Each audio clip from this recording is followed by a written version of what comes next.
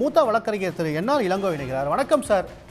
ஒட்டுமொத்த நாட்டுக்குமான கலங்கரை விளக்க தீர்ப்பாக பார்க்கப்படுகிறது. உங்களுடைய பார்வை என்ன? ஆமாம், அதாவது மாண்புமிகு தமிழக முதல்வர் மீண்டும் மீண்டும் சொன்னது போல ஆளுநர் அவருடைய செயல்பாடுகள் அரசியல் அமைப்பு சட்டத்திற்கு விரோதமாக இருக்கிறது என்பதை உச்ச நீதிமன்றம் தெளிவாக ஆணித்தரமாக தந்திருக்கிறது. அது மட்டுமல்ல, இவர் இத்தனை மசோதாக்களை நிறுத்தி வைத்தது தவறு, அவரை கொடுக்க வேண்டும் என்று கூட சொல்லவில்லை. அவர் ஒப்புதல் கொடுத்ததாக அனுமானித்துக் கொள்ள வேண்டும். அந்த அத்தனை மசோதாக்களும் நிறைவேறியதாகவும் அவற்றுக்கு கவர்னர் அவர்கள் ஒப்புதல் அளித்ததாக அனுமானித்துக் கொள்ள வேண்டும் என்று சொல்லியிருக்கிறார்கள்.